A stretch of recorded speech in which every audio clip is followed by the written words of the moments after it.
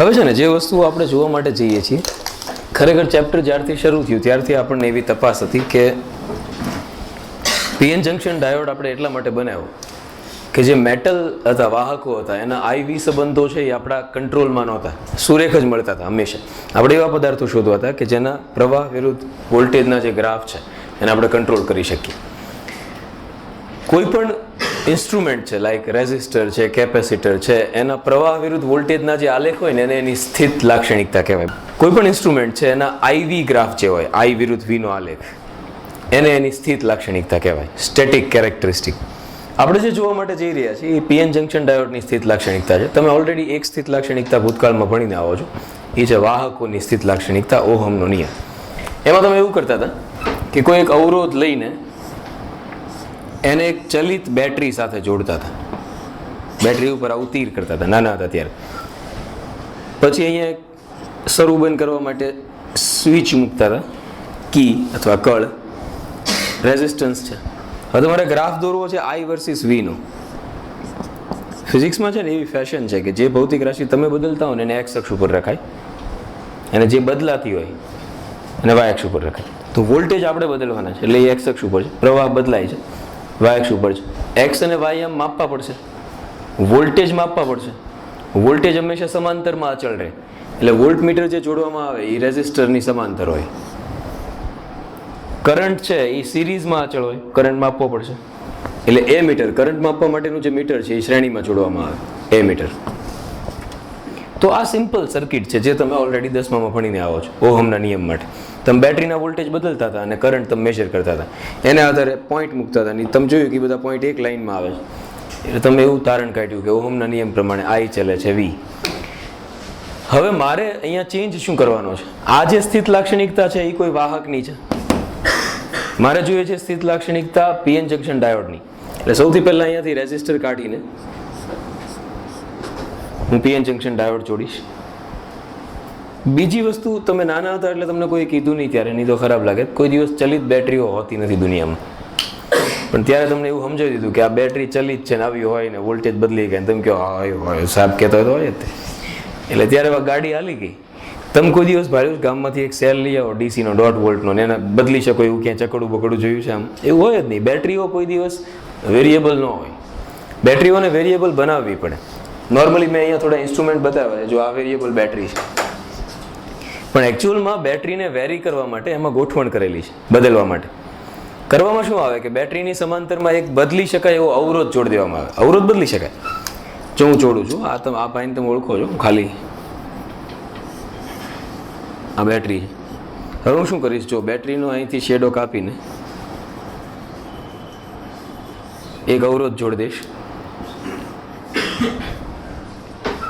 હવે આને હું જેમ ફેરવીશ આમ આગળ પાછળ, એમ રેઝિસ્ટર બદલાશે. રેઝિસ્ટર બદલાય એટલે IR બદલાય. IR બદલાય એટલે શું થાય? આ બે છેડા વચ્ચેના વોલ્ટેજ બદલાય. તો એકચ્યુઅલમાં આ નથી બદલતા, તમને દેખાય છે? આપણે શું બદલીએ છીએ? રેઝિસ્ટર. રેઝિસ્ટર બદલાવાથી વોલ્ટેજ બદલાય છે. એટલે હવે આપણે સર્કિટને થોડી સુધારશું, થોડા મોટા થઈ ગયા એટલે. બેટરી ઉપર તીર નહીં કરીએ, પણ આ રિહોસ્ટેટ નામની એક વસ્તુ જોડશું. આ રિહોસ્ટેટ છે. કાળજીપૂર્વક ક્યાંક રિહોસ્ટેટ લેબમાં તમારે ધ્યાનમાં આવી જાય ને તો જોજો છે, એના ઉપર કાર્બન ફાઈબરનો તાર વીટેલો છે, બરોબર? હવે તમે જ્યાં આ એક છેડો અહીંયા જોડેલો છે, બીજો આ કોઈ ટર્મિનલે જોડેલો છે, અને જે વેરી કરી શકાય છે એ આ છેડો છે, જે આ છે ઉપર, જે આ ફરી શકે છે એ આ છે. બાકી બે તો છે જ, એ આ છે. હવે શું થશે કે તમે જેમ આને આમ લેશો, ધારો કે, તો તમે જોવો છો આ કોન્ટેક્ટમાં આવેલું છે પટ્ટીઓ, એટલે એની લંબાઈ ઘટતી જશે. અને તમને ખ્યાલ છે અવરોધની લંબાઈ ઘટે એટલે અવરોધ ઘટે. R ચલે છે L/A, એટલે આ વેરિયેબલ રેઝિસ્ટર છે. તમારે ખાલી શું કરવાનું છે કે આને એડજસ્ટ કરવાનો છે, તમારે જેટલો રાખવો હોય એટલો. વોલ્ટેજ જેટલા રાખવા હોય એ પ્રમાણે એને હલાવવાનો છે જ. વોલ્ટમીટરમાં જોયા કરવાનું કેટલા વોલ્ટેજ જોઈએ છે, એટલે V તમે સેટ કરો, એના ઉપરથી પ્રવાહ કેટલો આવ્યો એ નોંધતા જાઓ, ગાડી આગળ વધે. તો ખરેખર બેટરીના વોલ્ટેજ આપણે શેની મદદથી બદલી રહ્યા છીએ? રિયોસ્ટેટની મદદથી. રેડી? આ ધ્યાન રાખવાનું. ઓકે, તો આ જે સર્કિટ છે એ આપણે યુઝ કરવા માટે જવાના છીએ પીએન જંકશન ડાયોડની લાક્ષણિકતા માપવા માટે. પીએન જંકશન ડાયોડ છે ને એને તમે બે રીતે જોડી શકો છો. એક એનો P પ્રકારનો અર્ધવાહક છે, એક N. જો તમે પી પ્રકારના અર્ધવાહકને બેટરીના પોઝિટિવ સાથે જોડો, પી લાઈક પોઝિટિવ એન્ડ પી, અને નેગેટિવ એન, તો એને કહેવાય ફોરવર્ડ બાયસ, ચત્તુ જોડાણ ગુજરાતીમાં. બાયસનો મતલબ છે જોડાણ, BIAS. જો તમે આને ઉલટું જોડો, આમ જોડો, so it's called reverse bias. P પ્રકારના અર્ધવાહકને કોની હારે જોડવાનો? નેગેટિવ સાથે. એન પ્રકારના અર્ધવાહકને કોની સાથે જોડવાનો? પોઝિટિવ. તો એને કહેવાય રિવર્સ બાયસ. બે પ્રકારના જોડાણમાં વોલ્ટેજ અને કરંટના રિલેશન અલગ અલગ છે, એટલે બેને આપણે સમજવા પડશે. ફોરવર્ડ બાયસ અને રિવર્સ બાયસ બે આપણે ડિટેલમાં જોઈએ. આ ફોરવર્ડ બાયસ અહીંયા બતાવેલું છે, તમે સમજી શકશો. આટલો જે પોર્શન છે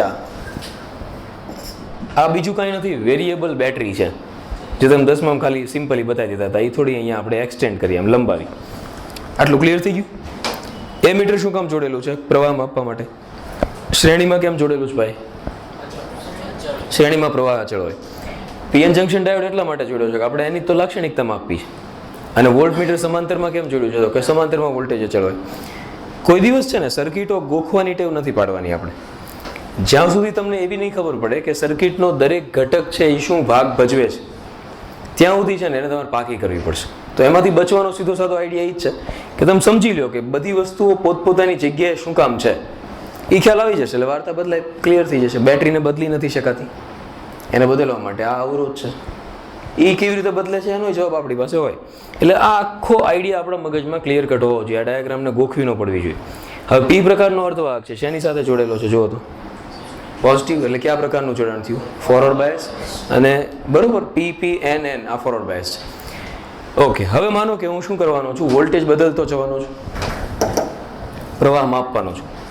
એને કારણે થશે શું? આ આખી સ્ટોરી સમજવા માટે આપણે સહેજ ડિટેલમાં જવું પડશે અને આગળની ડાયાગ્રામ એક ધ્યાનમાં લેવી પડશે, જે આ છે. જ્યારે હું ફોરવર્ડ બાયસ જોડીશ ત્યારે શું થશે? હું આ સાઈડ પ્લસ લઉં છું, પી બાજુ, આ સાઈડ શું લઉં છું? માઇનસ. જ્યારે હું ફોરવર્ડ બાયસ કનેક્ટ કરીશ ત્યારે અહીંયા પ્લસ આવશે. આ પીએન જંકશન ડાયોડ છે, ખ્યાલ આવે છે ને? તો પી પ્રકારનો અર્ધવાહક પ્લસ સાથે, એન પ્રકારનો અર્ધવાહક માઇનસ સાથે. ઓકે, હવે થશે શું? જો અહીંયા હોલ્સ છે, અહીંયા ઇલેક્ટ્રોન્સ છે. હોલ્સ છે એ ધન વિદ્યુત ભારથી અપાકર્ષાશે, ઇલેક્ટ્રોન છે એ ઋણ સ્થિતિમાનથી અપાકર્ષાશે.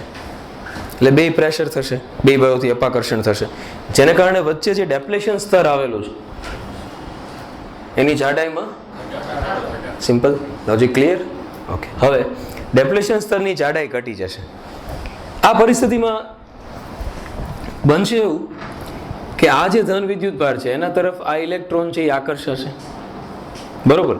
હવે થશે શું? જો આ અંદરનું વિદ્યુત ક્ષેત્ર આમ છે, જુઓ તો સહેજ, આ પ્લસ છે, આ માઇનસ, એટલે ડેપ્લેશન સ્તરનું વિદ્યુત ક્ષેત્ર આમ છે ને, બહારનું વિદ્યુત ક્ષેત્ર આમ છે, આ પ્લસ છે. તો બે વિદ્યુત ક્ષેત્રો એકબીજાથી કેવી દિશામાં થઈ ગયા? વિરુદ્ધ દિશામાં. વિરુદ્ધ દિશામાં એટલે વિદ્યુત ક્ષેત્રની બાદબાકી થાય. સરવાળે ડેપ્લેશન સ્તરની અંદરનું વિદ્યુત ક્ષેત્ર ઘટી જાય. વિદ્યુત ક્ષેત્ર ઘટે છે, જાડાઈ પણ ઘટે છે, બરોબર ને? વિદ્યુત ક્ષેત્રનો ઘટાડો મોટો હશે, તમે લખો છો V બરાબર ED. I ઘટે છે, I ઘટે છે, સરવાળે વોલ્ટેજ ઘટે છે, એટલે બેરિયર વોલ્ટેજ ઘટે છે. એટલે થશે કેવું? જો પહેલા જે ડેપ્લેશન સ્તર આટલું પહોળું હતું એ હવે આટલું થઈ જશે. ખ્યાલ આવ્યો? કેમ થયું એ ક્લિયર થઈ ગયું. પહેલા જે ડેપ્લેશન બેરિયર અહીંયાથી સ્ટાર્ટ થતું હતું ને અહીંયા એન્ડ થતું હતું એ અહીંયા આવી જશે. વોલ્ટેજ, બે વસ્તુ ક્લિયર. બે કારણ મારે ખાલી સમજાવવાના છે. એક, ડેપ્લેશન સ્તરની પહોળાઈ ઘટે છે અને ડેપ્લેશન બેરિયર ઘટે છે, પહોળાઈની ઊંચાઈ બે ઘટે છે. આ બે થવાનું કારણ ક્લિયર થઈ ગયું ને? શું કામ આવું થાય છે? હેડી, ઊંચાઈમાં ઘટાડો કેમ થયો? કારણ કે ઊંચાઈ એકચ્યુઅલમાં શું છે? વોલ્ટેજ છે, બેરિયર છે. તો વોલ્ટેજ કેમ ઘટ્યા? તો કે વિદ્યુત ક્ષેત્ર ઘટ્યું, જાડાઈ ઘટી, જેને કારણે અલ્ટિમેટલી શું થઈ ગયા? વોલ્ટેજ છે એ ઘટ્યા. All well, everything is okay. હવે આ પરિસ્થિતિમાં ઓલરેડી બેરિયર ઓછું છે, જાડાઈ ઓછી છે, એટલે ઇલેક્ટ્રોન જે છે એને એક સાઈડથી બીજી સાઈડ જવામાં બહુ ઉર્જાની જરૂર નહીં પડે. ધારો કોઈ N વિભાગનો ઇલેક્ટ્રોન છે અને આમ આવવું છે તો નોર્મલી એને કેટલી ઉર્જાની જરૂર પડે? EV ની જરૂર પડે. તમને ખ્યાલ છે વોલ્ટેજ તો ઘટ્યા છે, ભાવ ઘટ્યા છે, અત્યારે ખરીદી લેવાય. તો ધારો કે વોલ્ટેજ ઘટ્યા હોય એટલે ઇલેક્ટ્રોન ઇઝીલી જમ્પ કરી જાય. તમારે માત્ર એટલા જ વોલ્ટ બહારથી આપવા પડે. જો તમે બહારથી આટલા વોલ્ટેજ આપી દો એટલે એ જમ્પ કરીને આવી જશે સામે. એને કારણે તમને પ્રવાહ મળવાનો શરૂ થશે. ઇલેક્ટ્રોનનો પ્રવાહ આમ આવશે તો રૈવાજિક પ્રવાહ કઈ બાજુ આવશે? આમ આવશે. એટલે જે પીએન જંકશન ડાયોડનું તીર બતાવેલું છે એ બાજુ રૈવાજિક પ્રવાહ શરૂ થઈ જશે. એને કારણે ફોરવર્ડ બાયસમાં સરળતાથી પ્રવાહ મળશે. શરૂઆતમાં બહુ નહીં મળે. એનું કારણ શું છે કે એકચ્યુઅલમાં ઇલેક્ટ્રોનને આ બાજુ લાવવા માટે કમસે કમ કેટલા વોલ્ટેજ આપવા પડે? V જેટલા. ભલે ઓછા છે પણ છે તો ખરા ને. ડેપ્લેશન બેરિયર મેં તમને હમણાં બતાવ્યું છે તો ખરું જ. તે બેરિયર ઘટ આ જે બેરિયર હતું આટલું એમાંથી ઘટ્યું છે, નીચે આવ્યું છે, પણ 0 નથી થયું. એટલે એટલા વોલ્ટેજ તો આપવા જ પડશે. તો ધારો કે તમે વધારતા જાઓ છો, સપોઝ 3 વોલ્ટ છે બેરિયર, તો તમે 1 વોલ્ટ આપો, ત્યાં સુધી તમને હજી બહુ પ્રવાહ નહીં મળે. 2 વોલ્ટ આપો, જેવા 3 પહોંચશો એટલે પ્રવાહ એક સાથે શરૂ થશે, કારણ કે બધા ઇલેક્ટ્રોન છે એ એક સાથે જમ્પ કરશે. તો આપણને એમ થાય તો 1 વોલ્ટે કેમ ઇલેક્ટ્રોન આવ્યો? અમુક ઇલેક્ટ્રોનની ઉર્જા પહેલેથી જ વધારે હોય, ટેમ્પરેચર વગેરે. તો એ તો તમે ઓલરેડી ધારો કે એની ઉર્જા છે એ 1 EV હોય તો તમારે હવે કેટલી આપવાની? 2. તો એ 2 વોલ્ટેજ જમ્પ કરી જશે. એટલે ધીમો ધીમો પ્રવાહ શરૂ થઈ જશે, પણ પ્રવાહ છે એ ઝડપથી વધશે નહીં. હું તમને એનો ગ્રાફ બતાવું છું.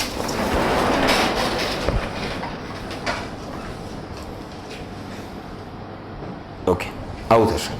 જો ફોરવર્ડ બાયસ અહીંયા છે, આ ધ્યાન આપજો. અહીંયા કરંટ છે, આ વોલ્ટેજ છે, VF લખ્યું છે, IF છે. તમે જો શરૂઆતમાં જેમ વોલ્ટેજ વધારો છો તો પ્રવાહ બહુ ઝડપથી નથી વધતો, પણ એક પોઈન્ટ એવું આવે છે કે પછી પ્રવાહ જુઓ તો કેમ ગાડી ઉપડી હોય ઢાળમાં. વોલ્ટેજ નથી વધતા બહુ, જો પ્રવાહ બહુ વધે છે. એટલે ઓછા વોલ્ટેજે વધારે પ્રવાહ મળે છે. જે વોલ્ટેજે આવું થાય, સિલિકોન માટે 0.7, જે વોલ્ટેજે આવું થાય એ વોલ્ટેજને કહેવાય છે થ્રેશોલ્ડ વોલ્ટેજ. ઓલામાં નહોતો આપણે થ્રેશોલ્ડ ફ્રીક્વન્સી કહેતા, એમ જ જે વોલ્ટેજે ફોરવર્ડ બાયસ પ્રવાહનું મૂલ્ય વધવાનું શરૂ થાય ઝડપથી, એ વોલ્ટેજને થ્રેશોલ્ડ વોલ્ટેજ કહેવાય. અથવા એનું બીજું નામ છે કટ ઇન વોલ્ટેજ. પછી નોર્મલી શું થાય છે ખબર? ઇલેક્ટ્રોન છે ને એ હલ્લો કરે છે ટોળાની જેમ. એટલે એક સાથે હલ્લો થાય છે ને એને કારણે ડેપ્લેશન સ્તર લગભગ એના ઇલેક્ટ્રોન જે બંધમાં હોય એ બહાર આવી જાય છે. એટલે પછી આયનો નથી રહેતા, દોસ્ત ના રહે. આયનો છે એ આયનો પેલે જેવા ઇલેક્ટ્રોન બહાર આવે એટલે તો આયનો ક્યાંથી વધે? એટલે ધીમે ધીમે ડેપ્લેશન સ્તર છે એ લગભગ નેસ્તો નાબૂદ થઈ જાય. એટલે પછી તો કાંઈ છે જ નહીં રસ્તામાં, એટલે તો પ્રવાહ એકદમ જ વધી જાય જોરદાર રીતે. એટલે આટલો રેપિડ વધારો જે જોવા મળે છે એનું મેઇન કારણ એ છે. તો આ જે વોલ્ટેજ છે ને થ્રેશોલ્ડ વોલ્ટેજ અથવા કટ ઇન વોલ્ટેજ કહેવાય. વાહકોમાં આપણને જે ગ્રાફ મળતો હતો એ સ્ટ્રેટ હતો, બરોબર, અને એ જ આપણું દુઃખનું કારણ હતું. એટલે આપણે એક એવો પદાર્થ ગોતી કાઢ્યો કે જે આપણને આવા ટાઈપના ગ્રાફ આપે. નો ડાઉટ ઓહમને બહુ ન ગમે એ, એટલે જ એને મોઢું પકડ્યું. This not good. બહુ જામે એવી વસ્તુ નથી એમ. આવા ગ્રાફ એ લઈ જાવ, આવા ગ્રાફ પાડ્યા છે, આમ થોડા હોય એમ સીધા હોવા જોઈએ લાઈનમાં એમ. તો આ જે છે એ I વર્સિસ V નો એવો ગ્રાફ હતો કે જે નોર્મલી વૈજ્ઞાનિકો પહેલા ક્યારેય મેળવી નહોતા શકતા. આ ફોરવર્ડ બાયસ થયું. આ જ વસ્તુને ઉલટાવી કાઢો તમે એટલે રિવર્સ બાયસ થઈ જાય. પણ અહીંયા I વર્સિસ V નો ગ્રાફ છે. I વર્સિસ V ના ગ્રાફનો ઢાળ લ્યો તો એ 1/R આપે, રેઝિસ્ટન્સ 1/ રેઝિસ્ટન્સ. જો તમારે R મેળવવો હોય, અવરોધ મેળવવો હોય ધારો કે, તો નોર્મલી તમે શું કરો છો? V/R કરો, V/I. જ્યારે રેખીય ગ્રાફ મળતો હોય ને ત્યારે તો શું છે, કોઈ પણ પોઈન્ટ પાસે શોધો, ઢાળ કેવો આવવાનો છે? સમાન. અહીંયા એવું નહીં થાય. અહીંયા તમે દરેક અલગ અલગ પોઈન્ટ પાસે શોધતા જાઓ. ધારો કે તમે આ પોઈન્ટ પાસે શોધો તો અલગ ઢાળ આવે, આ પોઈન્ટ પાસે અલગ આવે, અહીંયા અલગ આવે. એનો મતલબ આ અચળ અવરોધ નથી, બદલાતો અવરોધ છે. એટલે એને કહેવામાં આવે છે ડાયનેમિક રેઝિસ્ટન્સ.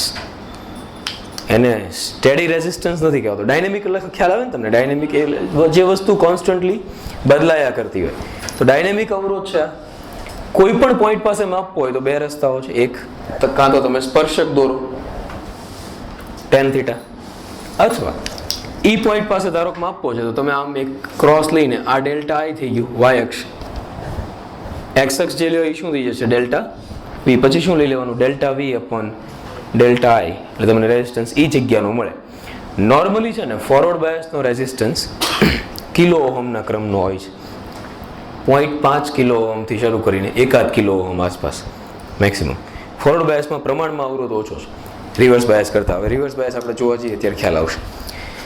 ઓકે, આ થઈ ગયું ફોરવર્ડ બાયસ. હવે સેમ આઈડિયા છે એને રિવર્સ બાયસમાં આપણે એપ્લાય કરવાનું છે. જો બે એકબીજાના છે ને મિરર ક્વેશ્ચન છે, સિમ્પલ ખાલી આઈડિયા ચેન્જ થાય છે. આ રિવર્સ બાયસની સર્કિટ છે, મેં ક્યાં ફેરફાર કર્યા છે જુઓ.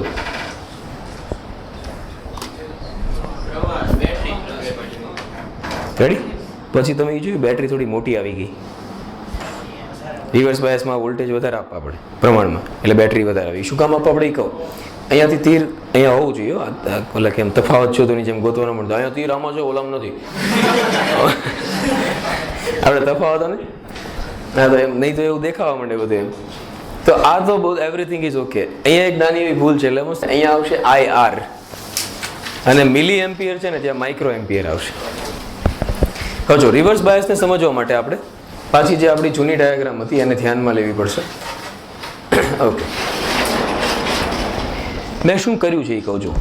મેં એવું કર્યું છે કે અહીંયા આગળ માઇનસ આપ્યું છે, અહીંયા આગળ પ્લસ આપ્યું છે. સાચું? રેડી? હવે શું થશે જુઓ, જે હોલ્સ છે એ ઋણ વિદ્યુત સ્થિતિમાનથી આકર્ષાશે, ઇલેક્ટ્રોન જે છે એ ધન સ્થિતિમાનથી આકર્ષાશે, ડેપ્લેશન સ્તરની પહોળાઈ વધશે. એટલે પહેલાં જે દબાતું હતું એની જગ્યાએ ડેપ્લેશન સ્તરની પહોળાઈ છે એ વધશે. ઓકે, અંદરનું જે વિદ્યુત ક્ષેત્ર છે એ આમ છે, જો તો ડેપ્લેશન સ્તરનું +2 માઇનસ. બહારનું જે વિદ્યુત ક્ષેત્ર છે એ તે આમ છે. તો બે વિદ્યુત ક્ષેત્રો શું થઈ ગયું? એક દિશામાં આવી ગયા. એક દિશામાં આવ્યા એટલે વિદ્યુત ક્ષેત્રનો થઈ જાય સરવાળો. રેડી? વિદ્યુત ક્ષેત્રનો સરવાળો થવાને કારણે અંદર વિદ્યુત ક્ષેત્ર છે એ ખૂબ વધી જાય, પહોળાઈ પણ વધે છે D, વિદ્યુત ક્ષેત્ર વધે છે V બરાબર ED. સરવાળે શું થઈ જાય? વોલ્ટેજ વધી જાય, ક્ષેત્ર વધે. બે વસ્તુ સમજાણી, પહોળાઈ કેમ વધે છે એ સમજાણું, વિદ્યુત ક્ષેત્ર કેમ વધે છે એ સમજાણું. કારણ કે બે એક દિશામાં થાય છે એટલે બેનો સરવાળો થશે. સરવાળો થાય એટલે E વધે છે. હવે E વધે, D વધે, V વધે એટલે વોલ્ટેજ વધે. એટલે બેરિયર છે એ જ્યાં હતું એનાથી ઉપર વ્યૂ જાય. બેરિયર વોલ્ટેજ વધે તો પછી બેરિયરને ક્રોસ કરવું એક્ઝેક્ટલી મુશ્કેલ થઈ જાય, સહેલું ન બને. આ વસ્તુ રીતે આમ તો ક્રોસ નહીં જ થઈ શકે ને, કારણ કે આ સાઈડ પ્લસ જવા ન દે, ઇલેક્ટ્રોનને પકડી રાખે, નહીં રોકાઈ જવા છે, જમીન જાવ. આ સાઈડ છે એ માઇનસ, આવવા ન દે, ધોકો લઈને જ ઊભો હોય, આવો આ બાજુ જોઈ લો. એટલે ઇલેક્ટ્રોન છે એનું આ સાઈડથી અપાકર્ષણ થાય છે, સામેથી આકર્ષણ. એટલે બેરિયર ક્રોસ કરવું આવી પરિસ્થિતિમાં કોને ગમે? યસ, મને આ જ હતું કે આ ક્વેશ્ચન પૂછવો જોઈએ તમારે. તો એમ થાય કે કેમ ઇલેક્ટ્રોન અહીંથી ન બી જાય? આ તો એને ઘર જેવું છે, વાયર બાંધેલો જ છે, અહીંયા પાઇપ ખુલ્લો જ છે, ઘૂસી જાવ એમ. ઓકે, વિદ્યુતમાં એક બહુ ઇન્ટરેસ્ટિંગ સિદ્ધાંત છે, જ્યાં સુધી લૂપ પૂરું ન થાય ને ત્યાં સુધી કોઈ ઇલેક્ટ્રોન ખસે જ નહીં પોતાની જગ્યાથી, જ્યાં સુધી કોઈ આખું સર્કલ ન ક્રિએટ થાય. હવે અહીંયાથી થશે શું? જો સ્ટોરી આખી આગળ કેમ વધશે? માનો કે અહીંયાથી કોઈ એક ઇલેક્ટ્રોન ગયો, એટલે ઇલેક્ટ્રોન જવાનો ક્યાં છે? હું સિમ્પલ ડાયાગ્રામ બનાવું છું. રિવર્સ બાયસ છે એટલે N પ્રકારનો અર્ધવાહક P સાથે જોડેલો છે. એટલે આ ઇલેક્ટ્રોન આવશે પોઝિટિવ ઉપર. પોઝિટિવ ઉપર આવેલા દરેક ઇલેક્ટ્રોન દીઠ અહીંયાથી એક ઇલેક્ટ્રોન નીકળશે નેગેટિવમાંથી. એક્ઝેક્ટલી, એટલે અહીંયા આવશે, એટલે અહીંયા આગળ આવી ગયું. હવે જેવો ઇલેક્ટ્રોન અહીંયા આગળ આવશે પછી જે ઇલેક્ટ્રોન અહીંયા પુનઃસંયોજન પામશે એના દીઠ એક ઇલેક્ટ્રોન પાછો ક્યાં જવો જોઈએ? આમ જવો જોઈએ, જે નહીં જાય, કારણ કે બેરિયર વોલ્ટેજ વધી ગયેલા છે. એટલે કોઈ ઇલેક્ટ્રોન આમ નહીં જાય, એટલે આમ નહીં જાય એટલે અહીંયાથી વાત પતી જશે, અહીંયાથી કોઈ ઇલેક્ટ્રોન નહીં હલે. એટલા માટે કોઈ ઇલેક્ટ્રોન અહીંયાથી વાયરમાં એન્ટર થશે નહીં, આટલું બધું આકર્ષણ બળ હોવા છતાં. આ ઓલા વેક્યુમ જેવું છે કે કોક છેડો ખુલ્લો હોય ને તો જ બધું આગળ ચાલે, નહીં તો બધું એમને જામ થયેલું રહે. તો પરિસ્થિતિ એવી છે કે ઇલેક્ટ્રોન ક્યાંય જઈ શકતા નથી. આખી જે વાત મારે સમજાવતી એને બે જ મુદ્દા હતા. એક હતી ડેપ્લેશન સ્તરની પહોળાઈ વધે છે, ઓકે, અને ડેપ્લેશન બેરિયર વધે છે. એટલે હવે એને સરળતાથી ક્રોસ કરી શકાય નહીં. સરળતાથી ક્રોસ ન કરી શકાય તો જો મારે એને ક્રોસ કરાવવું હોય તો જે બહારથી મેં વોલ્ટેજ આપ્યા છે એ મારે કેવા આપવા પડે? વધારે આપવા પડે. માનો કે પછી હું આ વોલ્ટેજ વધારતો જ જાઉં, તો આને વધારે માઇનસ બનાવતો જાઉં, આને વધારે પ્લસ બનાવતો જાઉં, તો ધીરે ધીરે એક સમય એવો આવે કે જ્યારે આ બેરિયર વોલ્ટેજ ભલે વધ્યા પણ હું એટલા વોલ્ટેજ પહોંચી જાઉં. ધારો કે મારે હાલો 5 વોલ્ટ આપવા પડે, ધારો તો ક્યારેક તો હું 1 વોલ્ટ 2 વોલ્ટ 3 વોલ્ટ સુધી પ્રવાહ છે એ મચક નહીં આપે. પણ જેવો હું 5 વોલ્ટે પહોંચીશ એટલે શું થશે? પછી કોઈની રાહ ન જોવે, આ 5 વોલ્ટ થયા એટલે તો આવી જાય જમ્પ કરીને, પછી તો એક સાથે તમને મળશે. યસ, બેરિયર નહીં વધે. એનું સમજાવું છું. બેરિયર જે વધશે જેટલા પ્રમાણમાં બહારના વોલ્ટેજ આપશો એટલા પ્રમાણમાં નહીં વધે પહોળાઈ છે એને કારણે અલ્ટિમેટલી શું થશે કે ઇલેક્ટ્રોનને જેટલી ઉર્જા મળશે એ પ્રમાણમાં વધારે વધતી જશે અને બેરિયર વોલ્ટેજ છે એ ઓછા વધશે. એટલે અલ્ટિમેટલી એક વોલ્ટેજ એવા આવશે કે જ્યારે ઇલેક્ટ્રોન એને જમ્પ કરવા માટે પોસિબલ થશે, એ સામર્થ્ય બની જશે. એકચ્યુઅલમાં પ્રોસેસ અલગ છે આના કરતાં, બહુ ઇન્ટરેસ્ટિંગ પ્રોસેસ છે. એને જ આપણે સમજવા માટે છીએ, પછી પાછા ત્યારે ડિટેલમાં સમજશું. આ પ્રોસેસ આખી એવી નથી જે એને વાત કરીને એટલા ઉપરથી મારે સમજાવવું પડશે કે શું કામ જમ્પ બેરિયર વોલ્ટેજ વધે, ઇલેક્ટ્રોનની ઉર્જા વધે તો જમ્પ કેવી રીતે કરી જાય. ઓકે, થાય છે એવું હકીકતમાં કે ઇલેક્ટ્રોન આમ જઈ શકે એમ નથી. આ સાઈડ પ્લસ છે, ઓલી સાઈડ માઇનસ. પણ આજે આ બાજુ આવેલા અમુક ઓલા માઇનોરિટી ચાર્જ કેરિયર છે બિચારા, તરછોડાયેલા માણસો, લઘુમતીમાં ત્યાં આગળ જીવે છે, એ તો આના તરફ આકર્ષાય ને, કારણ કે આ બાજુ પ્લસ છે, આ બાજુ માઇનસ છે. એ તો ઊંચાથી જોવે છે પ્લસ, એ જવું છે એમ, ત્યાં એને આવવું છે આ બાજુ. પણ હવે બેરિયર વોલ્ટેજ તો છે જ. એટલે જો સારી રીતે વિચારવા જાઓ તો એ મુક્ત ઇલેક્ટ્રોન છે એ કરે છે શું ખબર? ડેપ્લેશન સ્તર ઉપર માથા મારવાના શરૂ કરે, ભટકાવાનું. જવા દે ને એ બાજુ, એમ કેમ, શું વાંધો છે એમ. હા એમ. એટલે એ ધીરે ધીરે એની યારે ભટકાવાનું શરૂ કરે છે. એ જેમ ભટકાય, ધારો કે ધીમે ધીમે ભટકાતા હોય છે, એમાં બહારના વોલ્ટેજ તમે વધારતા જાઓ એટલે એકચ્યુઅલમાં શું થાય, એના ઉપર લાગતું બળ વધતું જાય. ક્યુઈ એ આમ લખવું હોય તો ઈ, એનો પ્રવેગ વધતો જાય. ઈ બાય એમ. એટલે ડ્રિફ્ટ વેગ ભણતા હતા ને આપણે, અથડાતો કૂટાતો ઇલેક્ટ્રોન આગળ વધતો હોય એમ અહીંયા આગળ શું થાય કે ઇલેક્ટ્રોન ભટકાય, પાછો રિલેક્સ થાય, પછી પ્રવેગ એનો બહુ છે. એટલે એટલો જોરથી ભટકાશે જેને કારણે ઓલો સહસંયોજક બંધમાં આવેલો ઇલેક્ટ્રોન છે એની યારે ભટકાય એટલે એને ઉર્જા મળે. એ શું થઈ જાય, બંધ તોડીને બહાર આવી જાય. હવે 1 ના 2 થયા, 2 પ્રવેગિત થશે તો એ 2 ના 4 કરશે, 4 ના 8 થતા વાર નહીં લાગે, 8 ના 16 તો તરત થઈ જશે, 16 માંથી 32 તો ફટાફટ. એટલે આ ગાડી એટલું બધું ઝડપથી ચાલશે કે જેને કારણે જે આયનો છે એના બંધમાંથી ઇલેક્ટ્રોન બહાર આવશે એટલે પાછા આયનો નહીં રહે, દોષ ના રહે. તો આયનો નહીં રહે એને કારણે ડેપ્લેશન સ્તર છે એ નબળું બનતું જશે. ડેપ્લેશન સ્તર નબળું બનશે એટલે ડેપ્લેશન બેરિયર ઘટતું જશે એટલે સામાન્ય માણસ પણ એને ક્રોસ કરી શકશે, જે એનું સપનું હોય ખરેખર તો. એટલે જેવું ડેપ્લેશન બેરિયર ઘટશે એટલે એક એવી ઉર્જા આવશે કે જ્યારે બહારથી આપેલા વોલ્ટેજ એટલા ઇનફ થઈ જશે કે ઓલો ઇલેક્ટ્રોન ઇઝીલી ક્રોસ કરી. એટલે શું થાય, તું જોયો ઇલેક્ટ્રોનની ઉર્જા વધતી જાય છે પણ ડેપ્લેશન બેરિયર વધતું નથી. એનું કારણ શું છે, ઓલા જે ઇલેક્ટ્રોન ભટકાય છે એ બધા સહસંયોજક બંધો તોડીને ડેપ્લેશન બેરિયરને વધવા દેતા નથી. જ્યારે ઇલેક્ટ્રોનની ઉર્જા વધતી જાય છે એટલે એક સમયે એ એને ક્રોસ કરી શકશે. તો આ ઘટના બહુ ઇન્ટરેસ્ટિંગ છે. એ 2 અલગ અલગ રીતે થાય છે. એટલે આપણે ઝેનર ડાયોડ ને એવલેન્સ ડાયોડ જ્યારે જોશું ત્યારે ડિટેલમાં જશું. પણ રિવર્સ બાયસમાં શરૂઆતમાં પ્રવાહ મળતો નથી. જે કાંઈ પ્રવાહ મળે છે ને એ આ માઇનોરિટી ચાર્જ કેરિયર છે, આ બાજુ ઇલેક્ટ્રોન આ બાજુ હોલ, એને કારણે મળે છે. હવે માઇનોરિટી ચાર્જ કેરિયર તો બહુ ઓછા છે, એને કારણે મળતો પ્રવાહ કેટલો હોય, ઝીણો માઇક્રો એમ્પિયરમાં હોય. એટલો ઓછો હોય કે ક્યારેક તો માપી ન શકાય. સામાન્ય મીટર તમે જોડી દો સાદું. હવે જો રિવર્સ બાયસનો ગ્રાફ આ છે, જોજો તમે અહીંયા, આ રિવર્સ બાયસનો ગ્રાફ છે, I વર્સિસ V. એટલે ડાયરેક્શન ચેન્જ થાય છે એટલે નીચે લઈ લઈએ છીએ.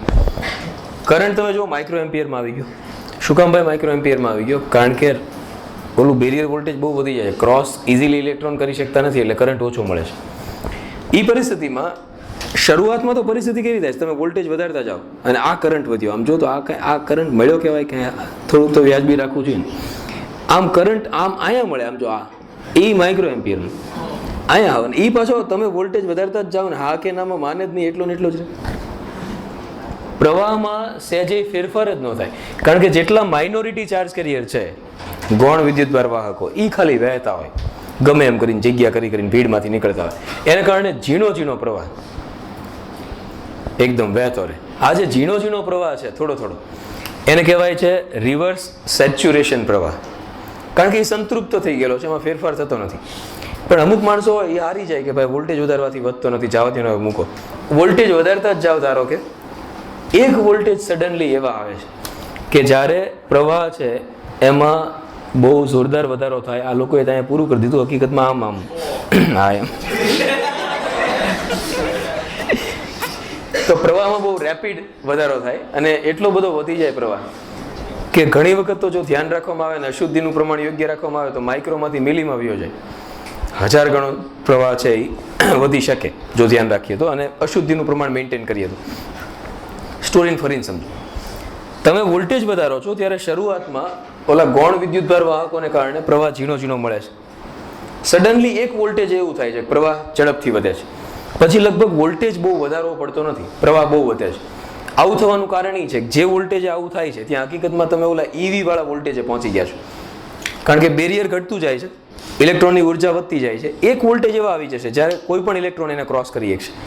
જે વોલ્ટેજ એવા આવશે એ સમયે ખરેખર શું થશે ખબર, ઓલા એન પ્રકારના બધા ઇલેક્ટ્રોન એક સાથે એ એટલો બધો મોટો જથ્થો હશે પછી તો એ બેરિયર તોડીને બધું ડેમ તૂટ્યો હોય એમ પછી હળંગ પાઇપ થઈ જશે. બે ડેપ્લેશન સ્તર નામની વસ્તુ જ નહીં રહે વચ્ચે, એને કારણે પ્રવાહ પછી તમને બહુ વધારે મળશે. રિવર્સ બાયસની અંદર આઈ ડાયનેમિક અવરોધ જ છે. જો માપવામાં આવે તો delta V upon delta I જ લેવું પડે. આર રિવર્સ બાયસનો રેઝિસ્ટન્સ. નોર્મલી રિવર્સ બાયસનો રેઝિસ્ટન્સ છે એ 50 થી 100 કિલો ઓહમ હોય છે. એટલે તમે જોયું ફોરવર્ડ બાયસ કરતાં આ રેઝિસ્ટન્સ છે એ વધારે છે. વધારે રેઝિસ્ટન્સ હોવાને કારણે બેટરી પણ આપણે કેવી જોડવી પડશે, મોટી જોડવી પડશે. એટલે રિવર્સ બાયસની બેટરી મોટી હોય છે, એનું સિમ્પલ રીઝન છે એ આ છે. તો આ આખો આઈડિયા રિવર્સ બાયસ ફોરવર્ડ બાયસનો થયો. જો તમે એને તફાવતના દ્રષ્ટિકોણથી જોવા જાઓ ને તો બહુ ઇઝીલી સમજાય. જો માનો કે આ બાજુ ફોરવર્ડ બાયસ રાખીએ, આ બાજુ રિવર્સ બાયસ રાખીએ. પી પ્રકારના અર્ધવાહકને પોઝિટિવ સાથે જોડો બેટરીના, એન પ્રકારના અર્ધવાહકને નેગેટિવ સાથે જોડો, આ ફોરવર્ડ બાયસ. પી પ્રકારના અર્ધવાહકને નેગેટિવ સાથે જોડો, એન પ્રકારના અર્ધવાહકને પોઝિટિવ સાથે જોડો, આ રિવર્સ બાયસ. ફોરવર્ડ બાયસમાં ડેપ્લેશન સ્તરની પહોળાઈ ઘટે, ડેપ્લેશન બેરિયર પણ ઘટે. રિવર્સ બાયસની અંદર ડેપ્લેશન સ્તરની પહોળાઈ વધે, ડેપ્લેશન બેરિયર પણ વધે. એક્ઝેક્ટ ડેપ્લેશન વોલ્ટેજ વધે. ફોરવર્ડ બાયસની અંદર ડેપ્લેશન સ્તરને પસાર કરવા માટે ઇલેક્ટ્રોનને જરૂરી ઉર્જા ઓછી હોય, અહીંયા આગળ ઇલેક્ટ્રોનને જરૂરી ઉર્જા છે એ વધારે હોય. ડેપ્લેશન સ્તરની અંદરનું વિદ્યુત ક્ષેત્ર અને બાહ્ય વિદ્યુત ક્ષેત્ર વિરુદ્ધ દિશામાં હોય. ડેપ્લેશન સ્તરની અંદરનું વિદ્યુત ક્ષેત્ર અને બાહ્ય વિદ્યુત ક્ષેત્ર સમાન દિશામાં હોય. અહીંયા આગળ મુખ્ય વિદ્યુતભાર વાહકો દ્વારા પ્રવાહનું વહન થાય, ગૌણ વિદ્યુતભાર વાહકો દ્વારા પ્રવાહનું વહન થાય. અહીંયા આગળ અવરોધ જે આવે એ કિલો ઓહમના ક્રમનો આવે, 0.5 થી 1 કિલો ઓહમ. અહીંયા આગળ જે અવરોધ આવે એ 50 થી 100 કિલો ઓહમના ક્રમનો આવે. તો આ સિમ્પલ હજી કહેવું હોય તો અહીંયા આગળ પ્રવાહના વહન માટે બાહ્ય વોલ્ટેજ ઓછા જરૂરી છે, અહીંયા આગળ બાહ્ય વોલ્ટેજ છે એ વધારે જરૂરી છે. અહીંયા આગળ જે વોલ્ટેજ પ્રવાહ વધવાનો શરૂ થાય એને થ્રેશોલ્ડ વોલ્ટેજ કહેવાય કે કટ ઇન વોલ્ટેજ કહેવાય. અહીંયા જે વોલ્ટેજે પ્રવાહ વધવાનો શરૂ થાય એને આપણે કહીએ છીએ રિવર્સ બ્રેકડાઉન વોલ્ટેજ, બ્રેકડાઉન થઈ જાય. પણ મેક્સિમમ કેટલા હોય, 2 કે 3 કે 4 પૂછે તો તમે આ મેજર જે તફાવતો છે એને યાદ રાખો તો ઇઝીલી આ વસ્તુ ક્લિયર થઈ જાય.